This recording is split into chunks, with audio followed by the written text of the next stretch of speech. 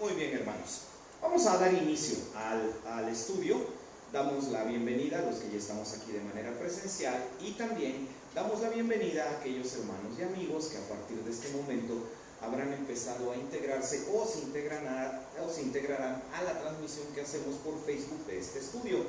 Para los que estamos aquí, hermanos, y un poco más adelante, por la noche, mañana, hay algo del estudio que ustedes no recuerden, que quisieran volver a remarcar, pueden con todo gusto ingresar a Facebook. La cuenta desde donde estamos transmitiendo es Miguel Montoro. Si ustedes ingresan a esa cuenta, ahí aparece el estudio en video, le dan play, lo pueden volver a ver cuantas veces ustedes gustan y también compartirlo. Y para todos aquellos hermanos y amigos que ya nos están siguiendo, estamos en el Centro Evangélico Maranata, ubicados en la zona centro del estado de Veracruz, en México. ¿Qué les podemos decir? La mejor ciudad de este planeta. Entonces, si alguien está con nosotros o cerca de nosotros, si nos puede acompañar o no tiene dónde congregarse, aprovechamos la transmisión para poder invitar a quien vaya siguiendo este estudio a que nos visite. Los datos de la iglesia están precisamente en la página de Facebook que aparecerá en pantalla dentro de unos minutos. Así que, hermanos, comenzamos. Primero, para los que nos están siguiendo por Facebook y los que somos de casa, recuerden, esto es lo que tiene la iglesia en internet. Hay un Facebook, Centro Evangélico Maranata, para los que nos están siguiendo a través de Facebook. Ahí es a donde está en croquis y la ubicación y los horarios de las reuniones de la congregación. Ahora, la transmisión no se está haciendo a través de este Facebook, se está haciendo a través de este Facebook. Así que si ustedes buscan Miguel Montoro en Facebook con este logo, ahí estamos haciendo la transmisión. O si gustan, pueden ingresar también al canal de videos, donde yo estoy subiendo material constantemente. Ahorita estamos preparando un estudio que cierra una serie de 5 temas sobre el don de lenguas. Si les gusta el tema, véanlo. Yo creo que por ahí del sábado lo subimos, les va a gustar mucho porque está muy bien explicado desde un punto de vista bíblico.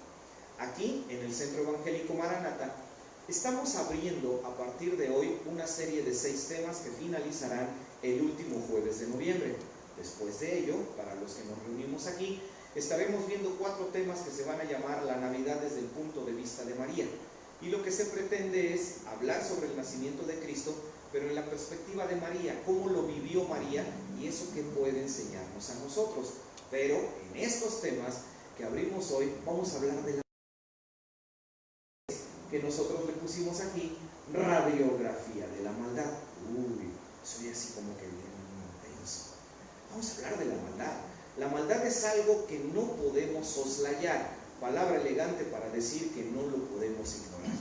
La maldad está presente en todos lados y no hay lugar a donde nosotros nos movamos donde no nos encontremos con algo de maldad, expresada de cualquier forma posible,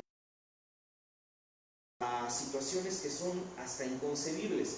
Pongamos un ejemplo: el día de ayer o el día de antier, para quienes siguen a veces las noticias, apareció un camión, si mal no estoy, en Irlanda o ya en Inglaterra, bueno, en uno de estos países apareció un camión y dentro del camión iban 39 cadáveres. 39 cadáveres. Que hoy ya se descubrió que los 39 eran de nacionalidad china y que ese camión fue registrado en un país de Europa y estuvo viajando todo ese tiempo con los cadáveres. O sea, ahí uno se pregunta, no importa por qué los cadáveres están en ese camión y qué hacían ahí, pero lo que los llevó ahí, no exageremos, es un proceso de maldad, ¿no? Por donde lo queramos ver. Y plantémonos cualquier otra situación que ustedes gusten y siempre encontraremos ahí el germen de la maldad. La balacera, la bala perdida, la violación, el fraude, maldad, maldad, maldad, maldad. Y la maldad tiene tanto impacto en la convicción y en la fe de las personas que incluso la Biblia nos advierte que a causa de la maldad, ¿qué le pasa al amor de muchos? Dice la Biblia, se enfría. La maldad tiene un impacto muy fuerte. Y estoy seguro que todos los que estamos aquí presentes y cualquier persona que nos esté siguiendo por Facebook, por lo menos una vez en la vida, hemos tenido un encuentro muy de cerca con la maldad. Queremos estudiar la maldad, una radiografía de la maldad. Para estudiarla, vamos a ver a quienes podemos considerar, sin lugar a dudas, los personajes más malvados de la Biblia. ¿Quiénes son ellos? Los reyes de Israel. Así que hoy vamos a hablar de ellos para que ellos no se enseñen algo acerca de la maldad. Ahora, en estos estudios que hoy inician, hay dos cosas que hay que entenderlas muy claro, que aunque van unidas, va a ser mucho más fácil de comprender si las analizamos por separado para ya después, a través de la vida de estos reyes, unirlas y entonces ya ver el cuadro completo. ¿Cuáles son esas dos cosas? Les aparecen en pantalla. Uno, el concepto de maldad. ¿Qué es en sí la maldad? Que es lo que vamos a definir a continuación. Y después, ya una vez que entendamos qué es la maldad, nosotros en estos estudios vamos a escudriñar 6 cosas,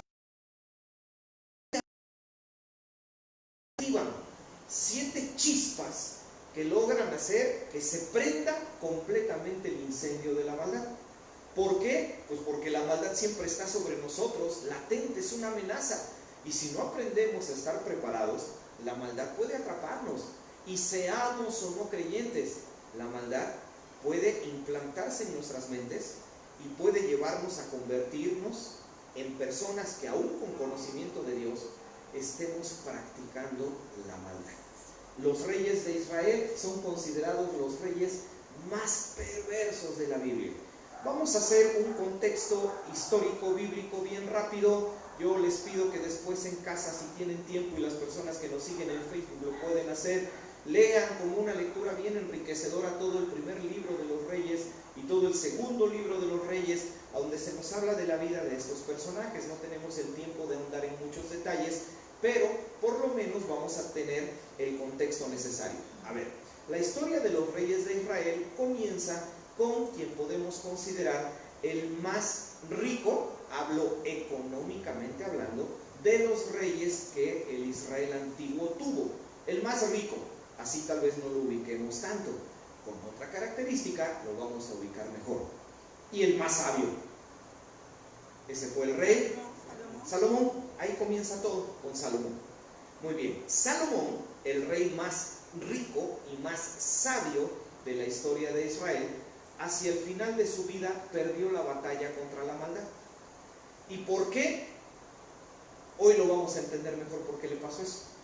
Cuando él pierde la batalla contra la maldad, Dios lo amonesta muy fuertemente. Y como consecuencia de la maldad de Salomón, el reino de Israel se parte como una sentencia de parte de Dios. Ahorita vamos a leer versículos al respecto. El reino de Salomón, después de ser el imperio más rico de la historia, no estoy hablando, no hay imperio económico que puedan ustedes compararlo con el imperio de Salomón. No hubo un imperio más rico. Sí, había muchas cosas en él: personalidad, liderazgo, impuestos altos, etc. Pero también tenía mucho que ver la bendición que Dios estaba dando y cómo Dios preservaba ese. Para tener una referencia, la Biblia lo dice con claridad. En los tiempos de Salomón, el oro era un mineral tan abundante en Israel, obvio, todo estaba tasado en oro, monedas, todo estaba tasado en oro, que obvio eso hacía que tuviera una riqueza incomparable. Pero la Biblia dice que la riqueza era tan grande, por eso la invitación a que hagan esas lecturas, que la plata, el que es considerado el segundo mineral más valioso, dice la Biblia que en los días de Salomón la plata era como la piedra. ¿Eso qué significa? No que no fuera valiosa, sino que para la gente no tenía valor. Había tanto oro que aún los pobres no necesitaban plata, porque tenían el oro suficiente. Ese fue un imperio riquísimo. Ese imperio cayó en desgracia, se parte, se quiebra y se divide en 2 reinos, lo que después fue conocido como el reino del norte y el reino del sur. Los descendientes de Salomón gobernaron el del sur, pero otros reyes gobernaron el del norte. Normalmente los reyes del sur fueron de buenos a regulares, y normalmente los reyes del norte no fueron malos, no fueron muy malos, fueron pésimos y lo que le sigue, fueron malvados. Por eso es que ellos nos van a enseñar qué es lo que potencia la maldad. ¿Qué puede pasarte a ti en tu vida para que, sin que te des cuenta, la maldad que hay en ti comience a generar tal influencia sobre tu ser que te termine controlando? Entonces, hermanos, ya con este contexto, vamos a entender lo que sigue. Vamos a concentrarnos aquí. Primero, la definición de maldad. Les voy a poner una imagen, esta imagen de una persona que se está reflejando en un espejo y que aquí se muestra amable, pero aquí se muestra pero muy furibunda, está representándote a ti y a mí. Tú y yo tenemos maldad en nuestro corazón y eso nos lleva a una primera reflexión. Como cristianos y creyentes en Cristo, ¿ya no tenemos maldad? Sí. ¿Qué opinan? Sí. ¿Somos pecadores los cristianos? Sí. ¿Qué diferencia entonces hay entre la persona que no está en una iglesia cristiana y a la que le decimos, es que mira, ven a la iglesia, necesitas de Dios porque estás en pecado? Si él está en pecado, si ella está en pecado y yo también, entonces ¿qué marca la diferencia? Hermano Martín. Pues en que tratamos de no enredarnos, ¿no? O sea, la maldad ahí está y nos está tentando, pero nuestra lucha es constante para evitarla, ¿no? Sí, definitivo. Y en gracia del Señor también buscamos que a nuestro alrededor también la gente sea así, ¿no? Diríamos que a nosotros, en cierta manera, que aún no tienen a Cristo, que tratamos de hacer un esfuerzo de luchar porque la maldad no nos controle. Tratamos de no permitírselo. La Biblia dice en el libro de Salmos, en pecado fui concebido, en pecado me concibió mi madre. Cuando David escribió esto, David, ¿qué tenía en mente? David lo que tenía en mente es que cuando una persona nace, además de los 23 cromosomas de mamá y los 23 cromosomas de papá, que en su conjunto nos dan toda nuestra aportación genética, David nos dice que además de esa aportación biológica, también recibimos una aportación espiritual de nuestros padres. Y esa aportación espiritual se llama, en términos cristianos y teológicos, naturaleza carnal. Naturaleza carnal. Eso quiere decir que todos los seres humanos nacemos con una naturaleza carnal. O sea, dentro de nosotros hay una naturaleza espiritual que no se concentra en hacer lo bueno. Por naturaleza tiene el impulso de hacer caso a lo que no es bueno. Se siente atraída hacia lo malo. Y ahí está con nosotros. Nos fue heredada. Desde que Adán y Eva pecaron, se la transmitieron a Caín. Y no consideren que Abel era inocente. También él tenía esa naturaleza carnal. Solo que había una diferencia, lo señalaba el hermano Martín. Caín se dejó dominar por su maldad. Abel dominó su maldad. Y después de ahí siguió Set, el tercer hijo mencionado de ellos, y así las generaciones hasta llegar hacia nosotros. Y esa naturaleza está en nosotros. Todos la tenemos cuando nacemos. Pero al nacer sin ejercicio de maldad, tenemos esa naturaleza carnal, pero nacemos en una condición de inocencia. Hasta que comenzamos a crecer y empezamos a tomar conciencia de que existimos, conciencia de que somos un ser individual y empezamos a movernos para buscar el beneficio solo de nosotros. Sí, los niños pequeños ya hacen eso, como tú y como yo. Diría Facundo Cabral, el fallecido cantante argentino, que la única diferencia entre un niño y un adulto es el precio de sus juguetes, ¿no? Entonces, con los niños pasa lo mismo que con los adultos. Se centran en ellos mismos y a pesar de que son pequeños, y empiezan a buscar solo su satisfacción, sin interesarles a ellos la satisfacción que puedan darle a otras personas. O sea, ya la maldad controló. Y a partir de ese momento, ya, nuestra naturaleza carnal está dominando y nos está controlando. Eso no impide que hagamos cosas buenas.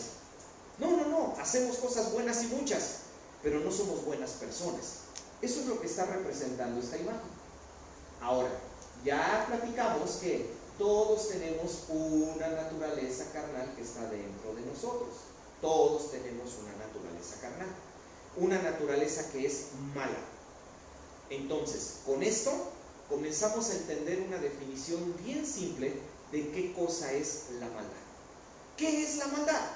La maldad entonces es la condición en la cual la naturaleza carnal que tenemos nos está controlando.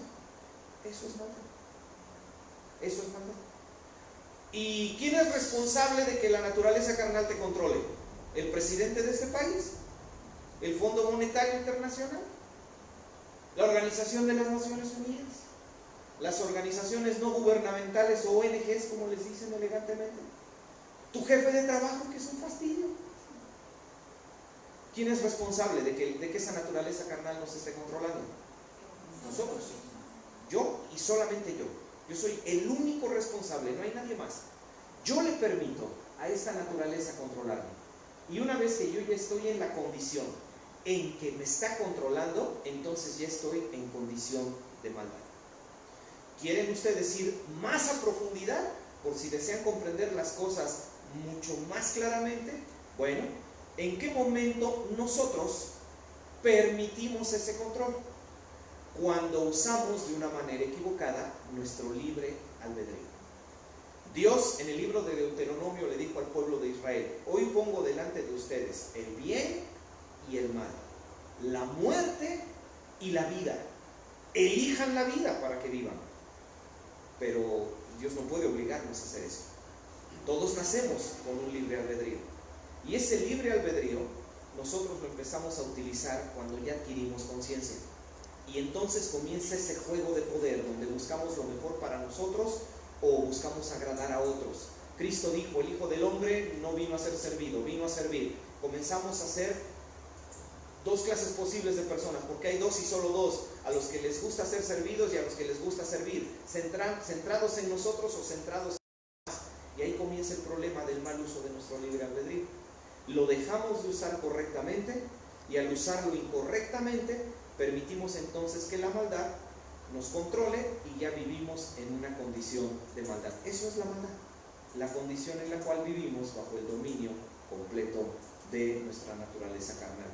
Los creyentes creemos en la existencia de Dios y creemos que Dios es un bien absoluto. Santiago, no lo busquen, 1:17 dice que todo don perfecto desciende de Dios, así que nada malo puede salir de Dios, nada malo. Dios es bien absoluto. ¿Qué significa? Que es un bien completo, no existe un vestigio, nada, ni una migaja de maldad hay en la persona de Dios.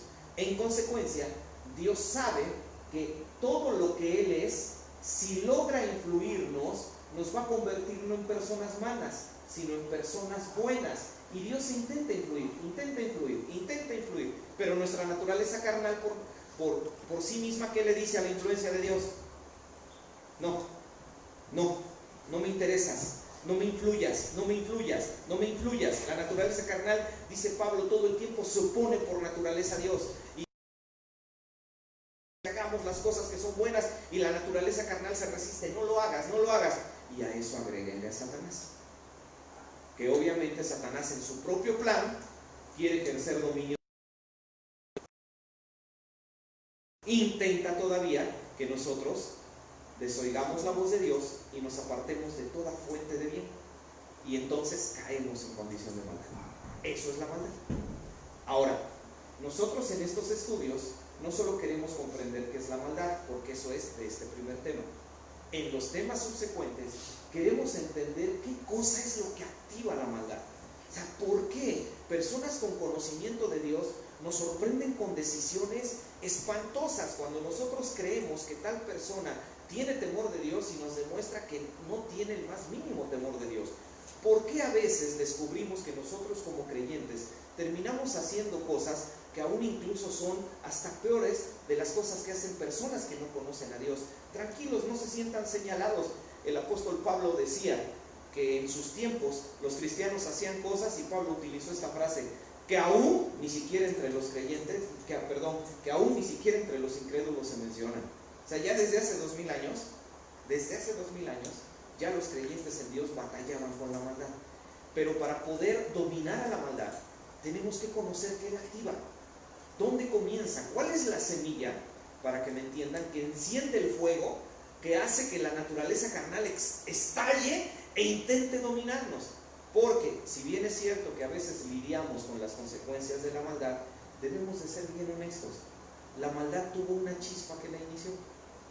Yo sé que como padres, les hablo como padre de 2 hijas, nos desesperamos porque nuestra hija, hablo personalmente, ¿no? Me desespero porque mi hija me acaba de dar la noticia de que voy a ser abuelo antes de lo que debía de haber sido. Es solo un ejemplo. Y entonces yo me siento descontrolado por ese impacto de maldad, pero no entiendo que lo que le pasó a mi hija, que me está haciendo abuelo 10 años antes de lo que debería, eso que le pasó, no lo decidió hace 5 minutos. No lo decidió hace un día que se fue con el novio al hotel. Eso lo decidió mucho tiempo atrás. Cuando algo activó su maldad e hizo que su naturaleza carnal la controlara. Por eso es que vamos a hacer una radiografía de la maldad, vamos a hacer disección, vamos a cortar bien profundo para tratar de cosas que desde el fondo activan nuestra parte malvada, obvio, para que lo prevengamos, hermanos, y para que no nos suceda. Y para ello nos van a ayudar los reyes de Israel. Ahora sí, mis hermanos, ¿qué activa la maldad? Continuemos. Les presento, ay caray, a Jeroboam I, porque también hubo otro que se llamó igual, y obviamente ese fue Jeroboam II. No hubo rey antes de Jeroboam, así que si alguien se está preguntando que hubo un Jeroboam 0, no, todo comenzó con Jeroboam 1. Hermanos que estamos desde el principio del estudio, ¿ya se acuerdan cómo vino la secuencia de? Perfecto. Jeroboam 1, primer rey de Israel. Rápido, echémosle un vistazo a la historia, con su ayuda de ustedes leyendo la Biblia va a ser más rápido. Primero, vamos a rastrear a Jeroboam y lo primero que vamos a entender es que su historia comienza con una sentencia. Primer libro de los Reyes, capítulo 11, versículos 26 al 33. Si algún hermano nos está siguiendo por Facebook y está interesado en enriquecer lo que estamos viendo, le voy a invitar que ahí en su casa deje un poquito de estar viendo el estudio en Facebook, vaya por su Biblia impresa, si la tiene digital, abra su celular, su tableta, busque su Biblia, busquen este pasaje, porque todo lo que tiene que ver con Jeroboam inicia con una sentencia. Primer libro de Reyes, capítulo 11, versos 26 al 33, de los que estamos aquí presentes. ¿Quién me ayuda con la lectura?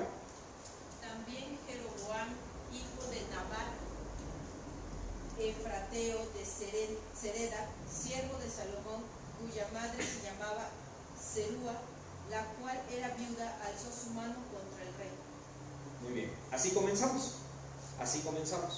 ¿Sí? Ahora, si van siguiendo la lectura, van a salir varios detalles interesantes, pero vamos a quedarnos con esto. Ahí aparece Jeroboam por primera vez. Ahora, por favor, observen un detalle. ¿De quién era siervo? Del rey. ¿De qué rey? De Salomón. Acuérdense lo que vimos al principio. Entonces, él era siervo de Salomón. En cierta manera podemos decir que había una cierta cercanía entre ellos. Y fue precisamente Jeroboam el mismo que después se convierte en quien le quita el imperio a Salomón. Ahora, ¿cómo se da la historia? Por eso empezamos con esto, con una sentencia. Recuerden, ya Salomón había caído en maldad. Ya, Salomón ya había permitido que la maldad lo controlara. Y como consecuencia de ese control, ¿qué fue lo que hizo Salomón? Salomón empezó a serle infiel a Dios. Como consecuencia de esa infidelidad, un profeta busca a Jeroboam, lean después el pasaje completo, un profeta busca a Jeroboam, se acerca donde está Jeroboam, está frente a frente y el profeta se quita su capa que llevaba.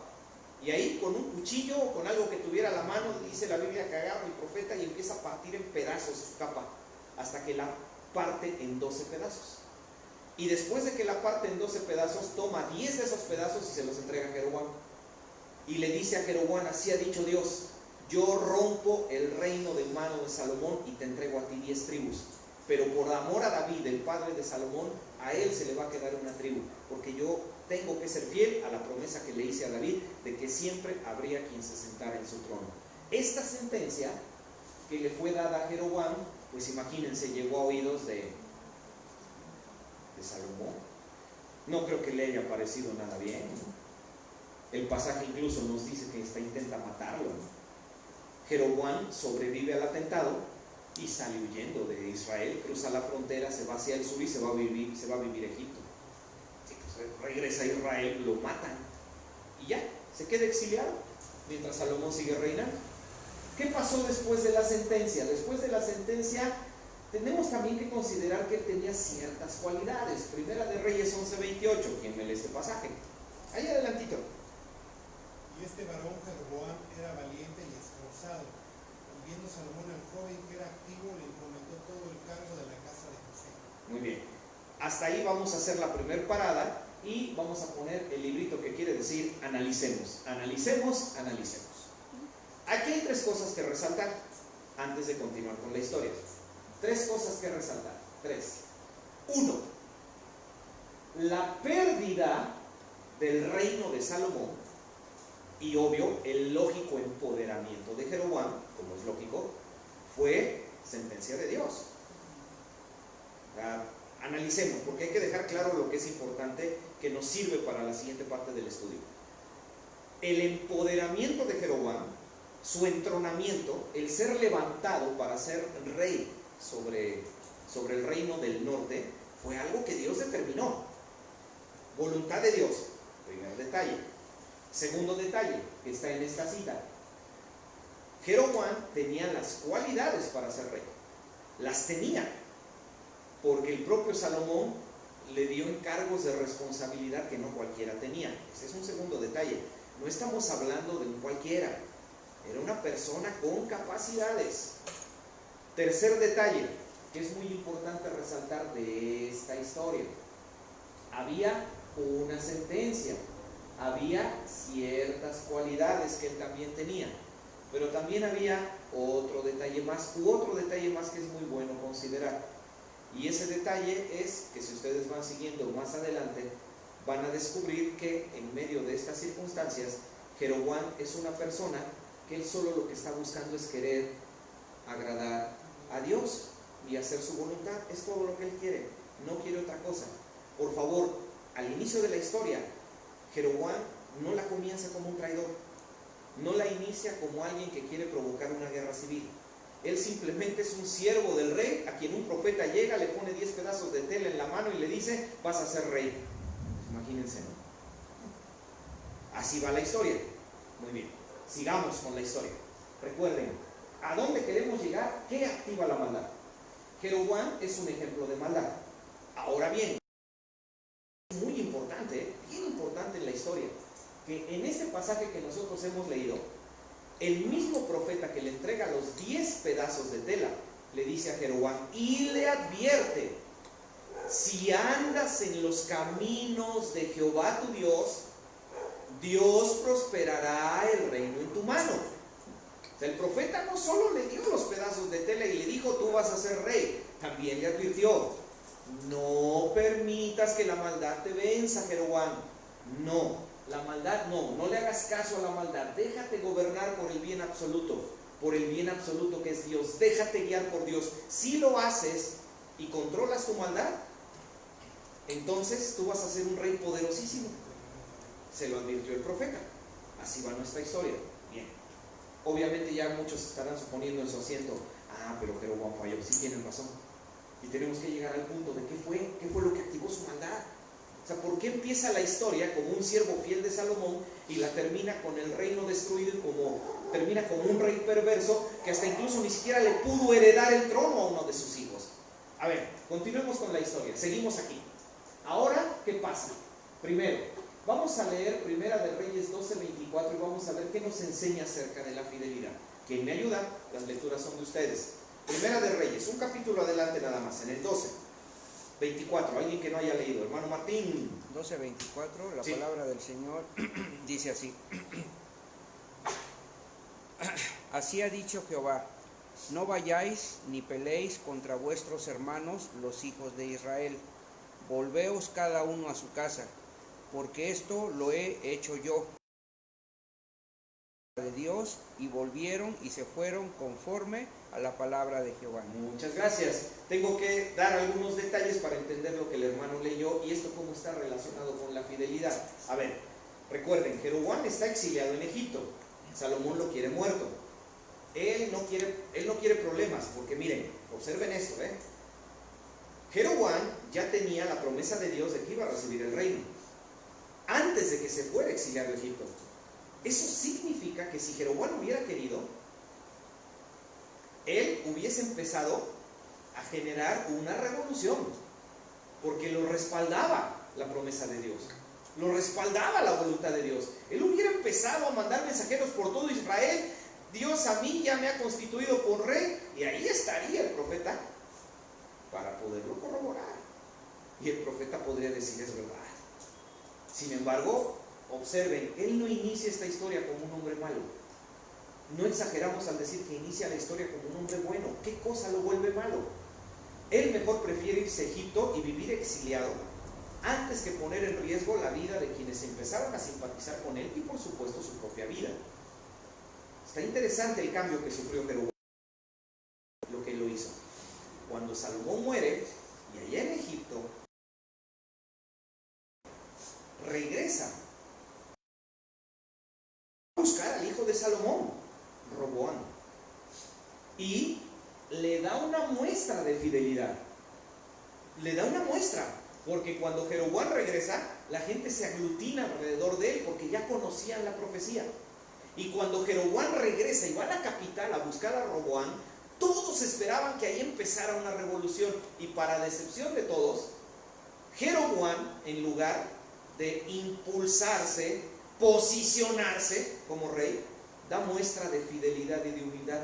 Se acerca con el hijo de Salomón y le dice: tú eres el descendiente, legítimamente te pertenece el trono, no tengo problema con eso. No empezó esa historia como un hombre malo. Lo único que le dijo al hijo de Salomón es: nada más te pido una cosa, nada más una cosa, bájanos los impuestos. Nada más fue todo lo que le pidió. Sí, porque los impuestos que Salomón imponía, o ¿cómo creen ustedes que se mantienen los gobiernos? Siempre se han mantenido igual.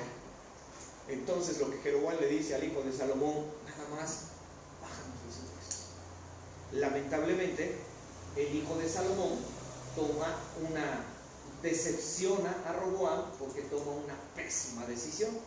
En esa pésima decisión, el hijo de Salomón, en lugar de disminuir los impuestos, toma la decisión de aumentarlos. Y así se lo dice a la gente que ya había ido a una ciudad llamada Siquem para ya declarar. Todos les dice: mi padre los castigó con serpientes, yo los voy a castigar con escorpiones. Es más, mi dedo meñique, les dijo Roboam, así como lo ven de delgadito, va a ser más pesado que toda la espalda de mi padre. ¿Ustedes creen que mi padre los trató mal y les puso impuestos altos? Espérense, porque ahí viene la cuarta transformación, porque ahí viene mi gobierno. Entonces la Biblia dice que Jeroboam le dice a todo el pueblo de Israel: nosotros qué parte tenemos con el hijo de David, esto no es para nosotros, vámonos, vámonos. Y se van. Y entonces Roboam, ante la fidelidad que él decepcionó, Roboam, el hijo de Salomón, decide empezar una revolución. Junta su ejército y les da la orden de marchar hacia el norte, matar a Jeroboam y volver a anexionar a los rebeldes y mantener el reino unido. Pero aparece en escena otro profeta de Dios. Por tiempo no hago las lecturas, léanlas en casa. Aparece en escena otro profeta de Dios, y ese otro profeta de Dios, ante la amenaza de división que hay, se dirige a Roboam y le dice: Roboam, no provoques una guerra. Lo que sucedió de que Jeroboam se fue para fundar un reino fue algo determinado por Dios para castigar a tu padre. No lo hagas, esto va a ser una masacre que es sin sentido. Esto ya fue voluntad declarada de Dios. Afortunadamente, Roboam, el legítimo heredero al trono, le hace caso al profeta y no va en contra de sus hermanos de sangre, y el reino queda dividido. ¿Sí? Hasta ahí es la segunda parada. Hermanos, ¿algo acá? Ya viene ahorita. ¿Cómo el bueno se volvió malo? ¿Fue la decepción? No. ¿El exilio y que él se mantuvo fiel, pero al final rechazaron su fidelidad? No, eso no fue lo que lo volvió malo. Fue otra cosa. Pero hasta acá, antes de ver ya esa parte que nos interesa, esa radiografía de la maldad que nos puede volver malos, aclaramos dudas. ¿Vamos bien? ¿Alguna inquietud? ¿Algo que se agregue? Con toda confianza, comentario. A las 10, a las 3.263.101. Entonces, hermano, el reino de David se quedó con dos tribus nada más, Judá y Benjamín. Y todas las otras 10 formaron el reino del norte. ¿Sí? Formaron el reino Entonces del el norte. sur es de David. El sur fue el de David. Era Israel ya. El sur, Judá. El del norte, Israel. ¿Listos, hermanos? Muy bien. Ahora, ¿qué lo volvió malo? Díganmelo, por favor. A ver, ahí va. Fíjense bien. Seguimos. Ya vimos, ¿no? Hubo fidelidad, hubo una decepción, se genera la división y después hay una guerra que afortunadamente no se lleva a cabo. Ahora sí, concentrémonos. ¿Qué le pasó a Jeroboam? ¿Por qué de ser el malo del bueno de la historia terminó convertido en el terrible de la historia? ¿Por qué de ser el que empieza todo en paz, queriendo hacer las cosas mejor, termina haciéndolo de una manera terrible? Algo que nos va a parecer, que ustedes van a decir, espera, ¿en verdad? ¿Así comenzó todo? ¿Así fue como él comenzó a permitir que su naturaleza carnal lo controlara? Esto sí lo vamos a leer, por eso ahorré tiempo con las otras lecturas. Acciones de Jeroboam. Primera de Reyes capítulo 12, versos 26 al 30. ¿Quién me ayuda? Primera de Reyes 12, ahí estamos en el mismo pasaje, 26 al 30. 5 versículos, ¿quién me los lee? A ver, vayan poniendo atención. Cuando el hermano o hermana los lea, escuchen e imaginen lo que está sucediendo. ¿Quién lo tiene? A ver, escuchen. Y dijo Jeroboam en su corazón: ahora se volverá el reino a la casa de David. Si este pueblo subiera a ofrecer sacrificios en la casa de Jehová en Jerusalén, porque el corazón de este pueblo se volverá a su señor Roboam, rey de Judá, y me matarán a mí, y se volverán a Roboam, rey de Judá. Y habiendo tenido consejo, hizo el rey 2 becerros de oro, y dijo al pueblo: bastante habéis subido a Jerusalén, he aquí tus dioses, oh Israel, los cuales te hicieron subir de la tierra de Egipto. Y puso uno en Betel y el otro en Dan. Y esto fue a causa de pecado, porque el pueblo iba a adorar delante de uno hasta Dan. ¡Ah! Ahora caemos. Fueron los becerros. No. Los becerros ya fueron consecuencia de que dentro de él se activó la maldad. Aquí es más profundo el asunto. Estamos como las cebollitas, ¿no? Quitando todas las capas para llegar a la verdadera esencia de lo que convirtió a este buen hombre en un perverso hombre. Porque ya después, ya nada lo frenó, ¿eh? ¿Y hasta dónde llegó su maldad? Hasta unas consecuencias desastrosas. Primera de Reyes, capítulo 16, versículo 33. Vamos a leer las consecuencias, para ya con toda la información, ver si logramos rastrear dónde se activa la maldad de Jeroboam. Primera de Reyes, capítulo 16, verso 33. Ah, no, perdón, 13. ¿Quién me ayuda? 13:33.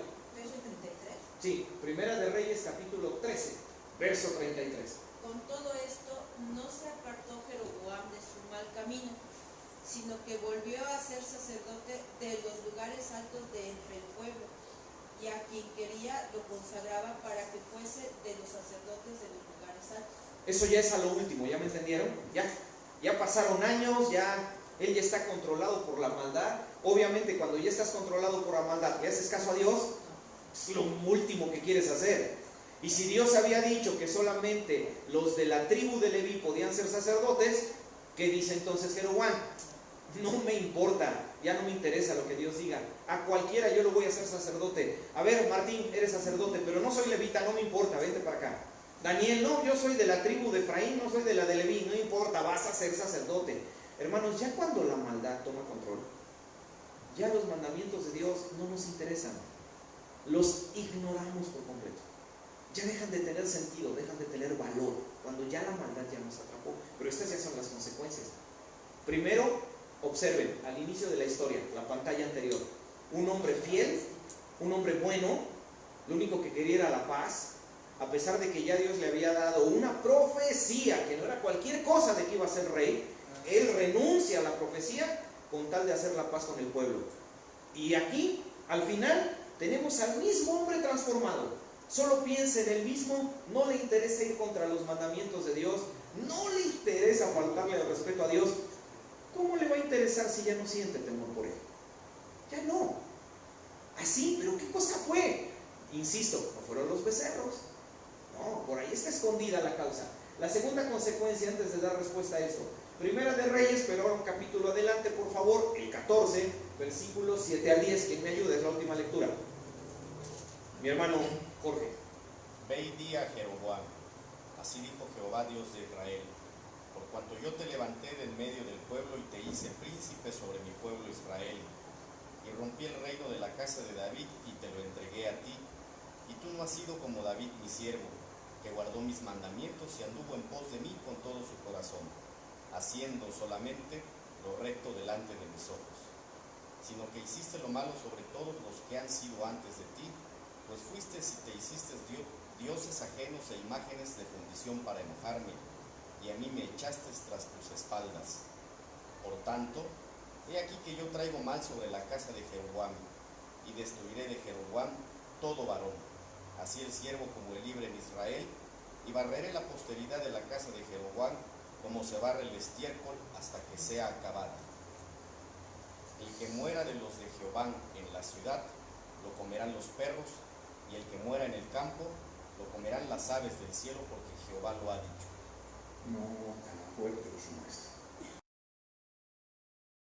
Si comparan la sentencia sobre Salomón y la sentencia sobre Jeroboam, la sentencia sobre Jeroboam fue peor que la de Salomón. ¿Y en qué nos basamos para afirmar eso? Que a Salomón incluso se le permitió tener descendencia que se sentara en el trono. En el caso de Jeroboam, no. Su hijo se murió. El único que podía seguir la sucesión. Y él ya perdió la posibilidad de poder mantenerse en el poder a través de sus... Si siguen la cronología de los reyes de Israel, raro fue el rey que pudo sentar a su hijo en el trono. Todos morían. Es más, incluso hay una parte bien profunda que el hermano Jorge nos leyó, cuando Jeroboam se siente preocupado porque su esposa su esposa tiene un hijo, el hijo está enfermo y él se siente bien preocupado, pero sabiendo que Dios utilizaba profetas para hablar su palabra, dice la Biblia que Jeroboam le dice a su esposa: mira, hay un profeta allá en tal lugar, ve a verlo y pregúntale, pero vete disfrazada, le dice a su esposa, que no se dé cuenta que eres mi esposa, porque si sabe que eres mi esposa, te va a decir hasta de lo que te vas a morir, porque ya la sentencia había sido dada, ya Jeroboam se sabía caído en desgracia. La esposa se disfraza, va a buscar al profeta, y apenas está entrando por la puerta, el profeta ni siquiera la está viendo, cuando le dice el profeta: ¿qué te trae aquí, mujer de Jeroboam?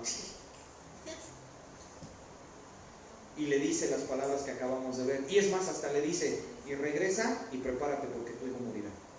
Y se muere. La sentencia fue peor. O sea que en cierta manera el abrazo de la maldad fue mayor en Jeroboam que en Salomón. Pero ¿cuál fue la chispa? ¿Cómo inicia la maldad? ¿Dónde comienza a gestarse maldad en el corazón, aún incluso de los creyentes en Dios? ¿Cuántos creyentes que los hemos conocido como personas fieles, al cabo de un poco de tiempo los vemos haciendo cosas que no deberían? O cuando a veces personas que aparentemente nosotros que deberían estar viviendo una vida santa, los vemos haciendo cosas que no esperaría uno del que es creyente. ¿Dónde comienza ese juego? ¿Dónde inicia? No es una sola cosa, hoy vemos solo una. Tal vez puede ser la que a ti te afecte, tal vez no puede ser esta, pero por lo menos puedes estar preparado para aconsejar a alguien que no le pase eso o que a ti no te suceda. Regresemos a las acciones. Acciones. Ya. Vamos a encontrar la chispa. Jeroboam ya es rey. Perfecto. Ya. Tiene 10 tribus de su lado. Muy bien. Ya hay frontera. Reino del norte, reino del sur. Ya. Él va a empezar a cobrar sus impuestos. El reino del sur va a cobrar sus impuestos. Cada uno de ellos va a llevar su propio estilo de vida. Ya. Pero, en teoría, ambos reinos, el del norte y el del sur, se regían por qué ley religiosa. Los dos se regían por la ley de Moisés. ¿Sí me entienden? O sea, vamos a decirlo así. Socialmente eran dos reinos, pero espiritual y religiosamente eran uno. Eso no cambiaba. la misma ley de Moisés era la misma que tenían que obedecer los del norte y los del sur. Y eso Jeroboam lo sabía. Él lo sabía perfectamente. La lectura que nos hicieron esta, ¿la recuerdan? ¿Qué comenzó a pensar el rey? A ver, ¿quién la recuerda sin que la busquen? Ajá. Comenzó a sentir temor de que las personas de su reino viajaran hacia el sur y se fueran para allá. ¿Qué cosa fue lo que le despertó ese temor? No, ahí ya tienen que ver los becerros de oro. Que él hizo 2 becerros, ¿no? Puso 2 becerros de oro y le dijo a la gente: estos son sus dioses. ¿Por qué hizo eso? Porque la ley de Moisés claramente especificaba que el único lugar donde se le podía rendir adoración al Dios de Israel era en Jerusalén, en el templo en Jerusalén. Dios nunca dejó abierta la posibilidad de un templo, 2, de 3, de 5, uno solo. Dios nunca contempló la posibilidad de que hubiese 3 templos. Nunca. Ya estaban separados socialmente, está bien, no pasa nada. Pero religiosamente, todos los hombres del reino del sur tenían que viajar, del reino del norte, tenían que viajar 3 veces al año al sur y presentarse delante de Dios en Jerusalén. Ofrendas, dar sus ofrendas, dar sus sacrificios. Los impuestos esos iban a ser de Jeroboam, ya, eso no lo duden. Pero las ofrendas, esas no, esas se tenían que entregar en Jerusalén. Y entonces comienza la duda de Jeroboam. Es que si yo les permito ir a adorar, esa conexión espiritual que se tiene en el templo, ellos por dentro va a hacer que empiecen a sentirse más identificados con el sur que conmigo. Voy a perder a la gente, voy a perder popularidad, voy a perder simpatía. No lo puedo permitir, no lo puedo permitir. Entonces dijo Jeroboam: ya está, se me ocurre una idea genial. Me voy a inventar mis propios dioses, ya, para que aquí nosotros también tengamos nuestra casa matriz, porque si no quiero quedar como una sucursal. Y él puso 2 becerros y les dijo: aquí están sus dioses. Y alguno de los descendientes de Jeroboam,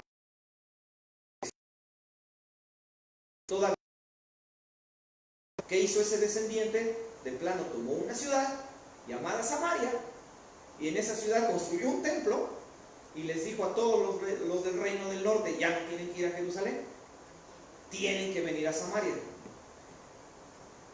Pensemos en los tiempos de Jesús, unos 1700 años después de esta historia.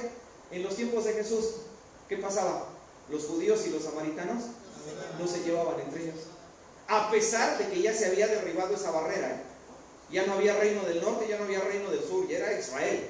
Aún a pesar de eso, los del sur seguían rechazando a los del norte, y los del norte seguían rechazando a los del sur.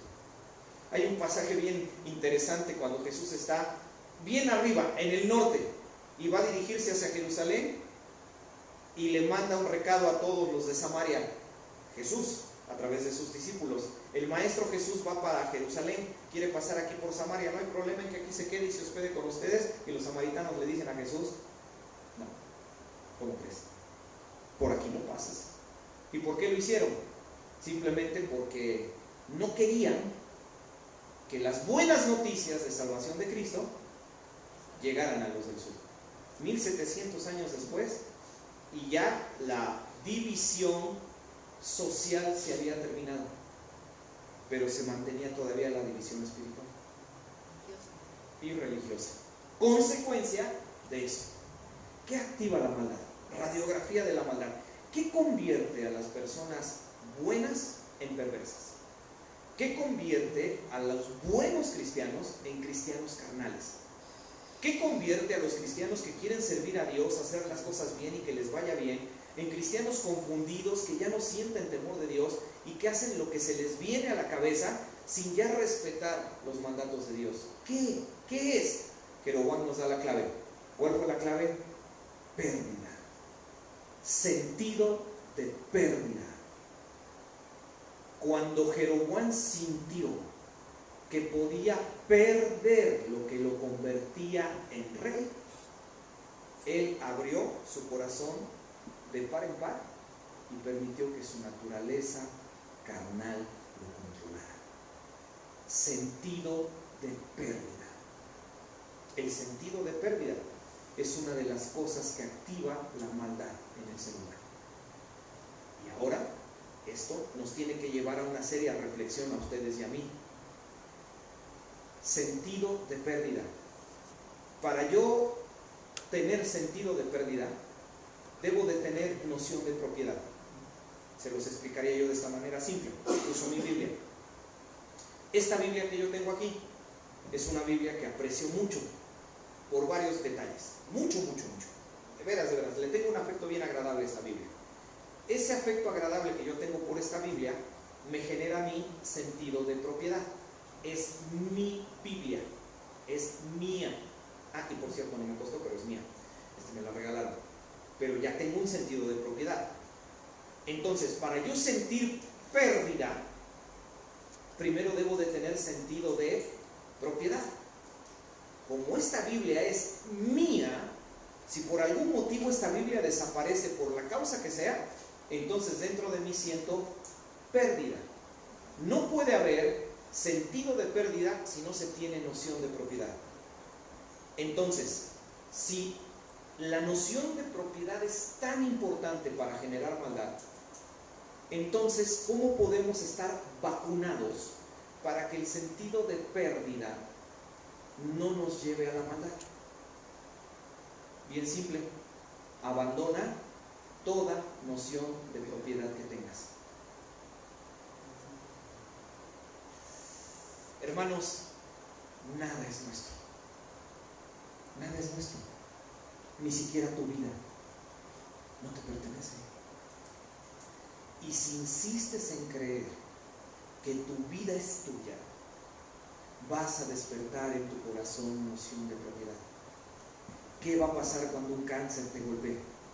Vas a blasfemar de Dios. ¿Qué va a pasar cuando una enfermedad terminal te agreda con toda su fuerza? No te quiero curar. ¿Sí me van entendiendo dónde está el truco? Hermanos, abandonemos toda noción de propiedad. Nada nos pertenece. Porque si insistes en creer que tus hijos son tuyos y que en ti, en tu capacidad, en tu intelecto, en tu fuerza, en tu sabiduría, tienes las herramientas para llevarlos a ellos hasta los sitios más espectacularmente altos de la prosperidad humana, ya tienes sentido de propiedad. Y eso es muy peligroso. Muy peligroso.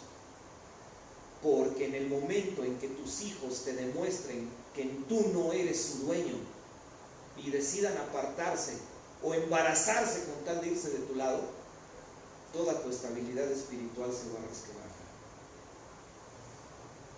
No le vas a encontrar sentido a la vida. Hermanos, nuestro trabajo no es nuestro, no nos pertenece.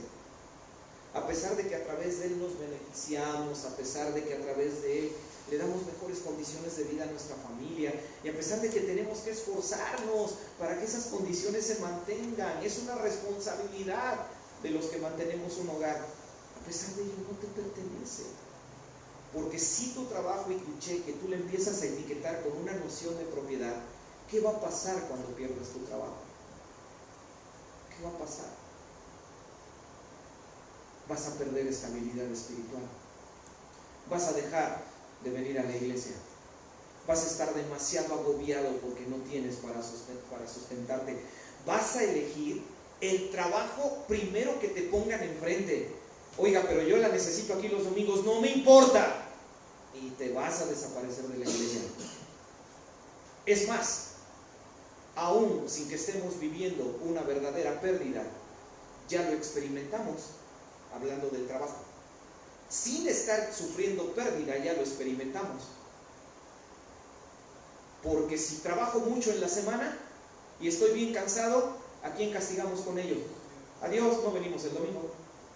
Qué curiosos somos, ¿no? ¿Por qué? Porque tenemos sentido de propiedad sobre nuestro trabajo. Es mi trabajo. Y si no descanso el domingo, voy a llegar tarde el lunes y no quiero perder mi trabajo. Yo sí lo pierdo, no hay problema, pero mi trabajo no. Analícenlo.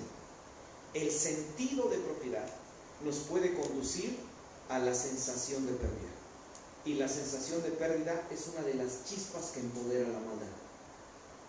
Qué sorprendente, ¿no? ¿Cómo puede haber personas buenas que simplemente un día lo pierden algo y eso los convierte en personas ya que perdieron todo su equilibrio? Es más, personas que como Jeroboam terminan su vida consumidos por la maldad y no terminan felices. Antes de concluir, para que después de cerrar transmisión, si hay alguna pregunta, ya lo hagamos acá, les platico una ilustración que bien nos demuestra que esto es real. Un hombre real, con nombre y apellido real, que se los voy a dar en unos minutos, sobrevivió, diríamos que casi milagrosamente, a la Segunda Guerra Mundial. Toda su familia fue asesinada por los nazis. Toda su familia.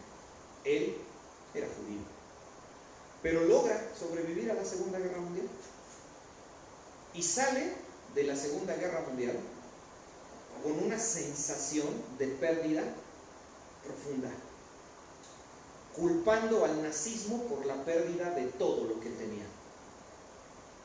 Y ciertamente eran culpables por la muerte de su padre, de su madre, de sus hermanos, porque él mismo los vio morir en los campos de concentración y por puro milagro la guerra terminó y lo lograron rescatar.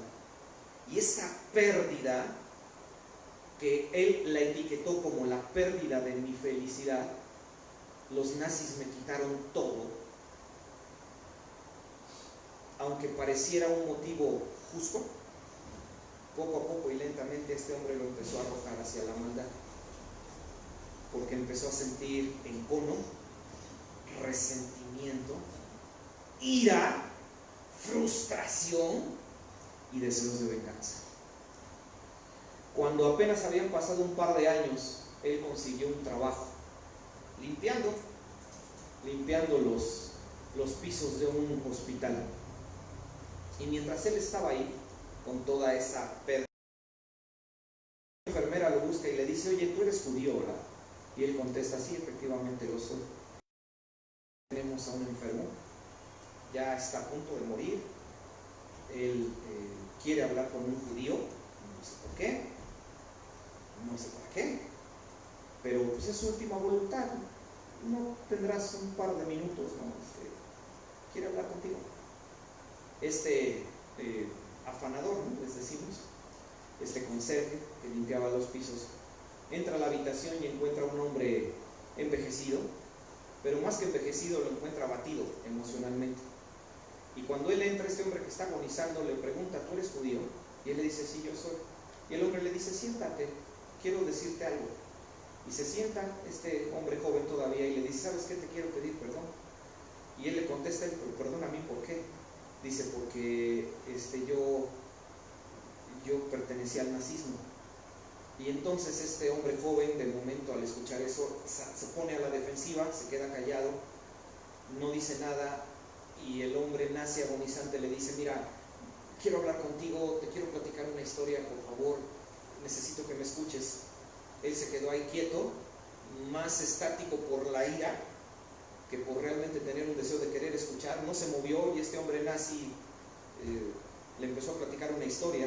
El hombre joven más tarde lo escribió en uno de sus libros, esta anécdota, y el hombre nazi le empieza a platicar: mira, en algún momento que estaba yo con los nazis, llegamos a una ciudad pequeña, y para tratar de tomar posesión de la ciudad, en una casa grande, en un edificio grande,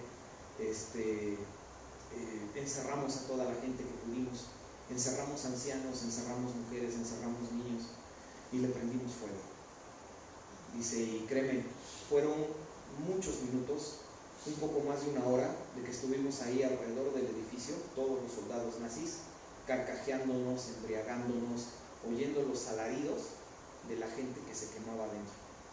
Dice: a mí me tocó presenciar madres que lanzaban a sus hijos por las ventanas para salvarlos. Y si alguno de los pisoteaba el cráneo con la bota y los partía a los niños, o alguien no llegaba y le daba un disparo, entonces llegábamos y así lo agarrábamos de la ropa y lo volvíamos a arrojar dentro del fuego. Dice, fueron cientos de personas que matamos esa vez. Y ahorita que yo estoy a punto de morir, mi conciencia no me deja en paz, porque no estuvo bien. Eso estuvo mal y eso yo lo tengo aquí grabado por años. Yo no me quiero morir con esto. Y yo sé que muchos de ellos eran judíos y yo sé que también matamos a muchos de tu pueblo.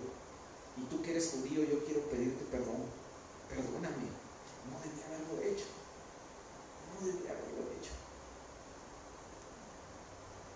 Según las memorias de este hombre, después de escucharlo, sin dirigirle una sola palabra al hombre y sin voltearlo a ver, al hombre agonizante, se puso de pie, salió de la habitación y dejó atrás a ese hombre anciano gritándole con desesperación que no se fuera, que lo perdonara, y él simplemente se fue. Según él relata en sus memorias, ese evento fue lo que lo hizo decidirse, y eso fue lo que le hizo tomar la última decisión definitiva de su vida. A partir de ese momento él decidió convertirse en una persona que iba a dedicar toda su vida, todo su dinero y todas sus fuerzas a buscar a los criminales nazis para llevarlos a la justicia. Es más, todavía ya en los años 70, cuando este hombre ya rebasaba los 80 años, estaba en Argentina cazando nazis escondidos. Simón Wiesenthal, el cazanazis más famoso de la historia. Se sabe que llevó a la justicia más de 40 criminales nazis que se esparcieron y se escondieron por todo el mundo. Sí, probablemente él hizo una causa humanamente justa, pero una cosa sí les aseguro: no fue feliz. No tuvo hijos, no tuvo esposa, no logró sacar toda esa maldad que lo consumió. ¿Y dónde comenzó todo? Con algo que parece hasta incluso justo, ¿no? Pérdida. Perder a su familia. Y eso activó la maldad y la maldad lo atrapó. Hermanos, antes de las preguntas y cerrar la transmisión, nada nos pertenece. Nada nos pertenece. Nada. Como creyentes, lo único que nos pertenece es la vida eterna que tenemos en Cristo y nada más. Cuando entendemos eso, no habrá pérdida que pueda golpearnos al grado de que eso nos arroje a la maldad, porque así han comenzado muchos buenos cristianos. Yo he conocido jóvenes cristianos valiosos, con mucho potencial en el servicio de Dios, que simplemente porque la novia cristiana a la que aman les dice que ya no más, su sentido de trato ya se andan acostando con quien sea. La maldad ya los atrapó. El sentido de la pérdida es una de las chispas que activa la maldad. Una oración para cerrar transmisión y ya después de... Amado Señor, te damos gracias por haber tenido este estudio sobre la maldad, radiografía de la maldad. ¿Qué cosas son las que activan la maldad? Los reyes de Israel nos pueden dar la clave para vacunarnos espiritualmente contra la maldad, porque tenemos una naturaleza carnal y un enemigo de nuestras almas que todo el tiempo nos están incitando a ir en contra tuya. Todo el tiempo, absolutamente todo el tiempo. Y si no entendemos que el sentido de pérdida nos conduce a la maldad, la podemos pasar muy mal. ¿Cuántas veces los matrimonios se rompen simplemente porque él o ella ya están experimentando sentido de pérdida? Están perdiendo control sobre el marido cree que está perdiendo control sobre la esposa y eso los conduce a la maldad. Y podríamos no solo pensar en el matrimonio, hablamos de los hijos, hablamos de dinero, de salud física, en prácticamente todo. El sentido de pérdida nos puede conducir a la maldad. No permitas, Señor, que eso nos pase. Y que aprendamos, Señor, a tener siempre bien en equilibrio nuestro sentido de posesión para así evitar que el sentido de maldad nos aleje de ti. Evita que la maldad nos controle, que seas tú. Y al controlarnos tú, ¿por qué no nos va a pasar lo contrario de Jeroboam? A Jeroboam se le hizo una promesa grandiosa y maravillosa y se le dijo: si sigues en los caminos de Dios, Jehová tu Dios sentará las bases de tu reino para siempre. Así que pensemos en dos palabras con letra P en nuestra cabeza, Señor. y que nos pueden ayudar a marcar bien la lección de esta noche. Pérdida y prosperidad. Si logramos darle sentido a nuestra pérdida, viviremos en prosperidad. Y no solo ahorita, y no solo cuando nuestros hijos ya se casen, toda nuestra vida va a ser una buena vida. Pero si no le damos sentido a la pérdida, no habrá prosperidad. Que lo hagamos, que lo pongamos por obra y que hayamos aprendido algo diferente. Cerramos también la transmisión pidiendo en la oración bendición por aquellos que nos siguen a través de internet, para que también, Señor, sean edificados con lo que hoy hemos compartido. Y esta oración de Cristo Jesús. Amén. Cerramos la transmisión.